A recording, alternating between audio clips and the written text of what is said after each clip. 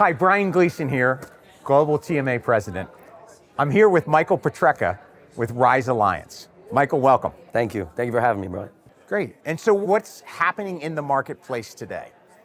Merchant cash advances. You probably think everybody knows what a merchant cash advance is because you deal with them all the time. They should, yeah. And they should. Yeah. But why don't you tell us what a merchant cash advance is and how it impacts your client? This is somewhat a relatively new product, so I do understand the fact that people may or may not know about it. But ever since 2008, the banks have pulled away from small business and private credit has rushed in. And they've done it in a way where it's not a loan, a traditional loan, but it's a purchase of future receivables. Mm-hmm. So by doing so, they're able to skirt around usury laws and actually provide short-term, high-rate capital to these small businesses. And it's been eroding small businesses' debt service coverage ratios. And what's the relationship with other lenders that you might already have in a deal?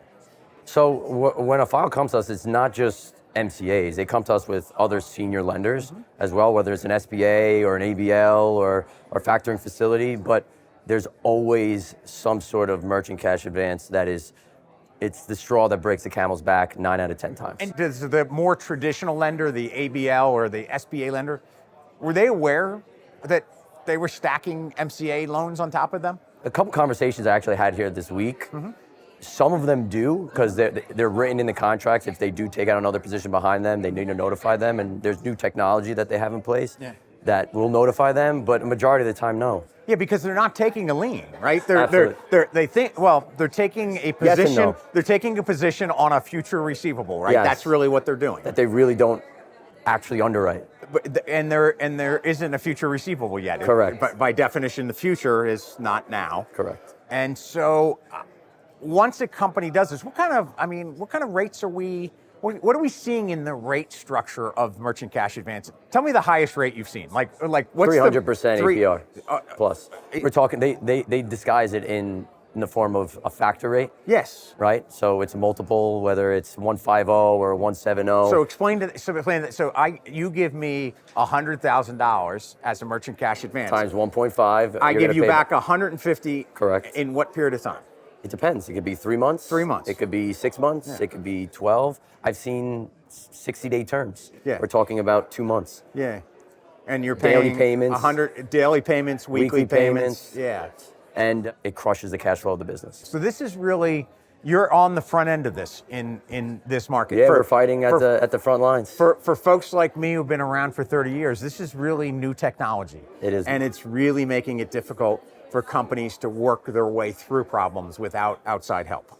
Yeah, and a lot of these businesses are priced out of the middle market and enterprise level restructuring firms, and we're able to. That's what I love about coming to the TMA, is that we're in the room with some of the best professionals in the entire industries, reorganizing, restructuring the largest companies in the world, and we're able to come here and pick the brains of these professionals and see what types of products and services we could bring to Main Street. So tell me what you obviously love your work. Why do you love it? I've seen firsthand how difficult it is to run a small business and to run a household on a small business. And I know that every business owner out there, there's a father and a mother that is running that business, and they employ families, and it's the backbone of America. So I get up every morning. I'm very fortunate to be totally engaged in my work, because I know that there's a net positive in what we do. And we get to save a lot of businesses and families that come along with it. So tell me about how MCAs are collecting and how does that impact the senior creditors?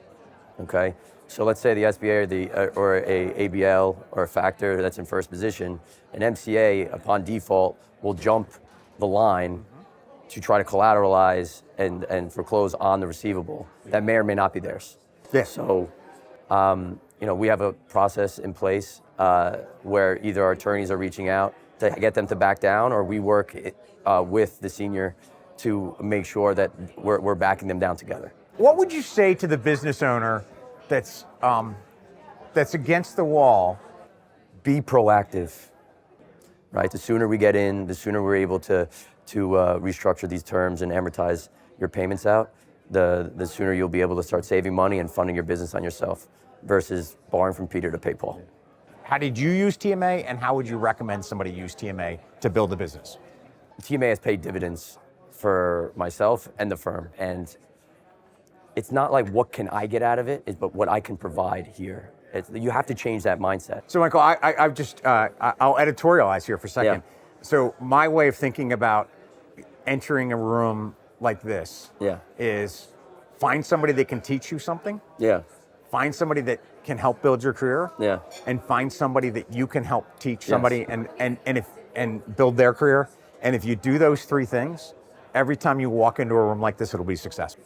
I'm grateful to TMA because I could not have built this business without the partnerships and relationships that I've gained for being here at the TMA. Learning and developing new products and services that we would have never been able to do, that no one else in our market has, without talking to the professionals at the absolute top of this industry that I've met here. I've been coming to these rooms for 29 years, and I'm still meeting people and learning, and I'm getting the benefit of having been in these rooms and the relationships that built.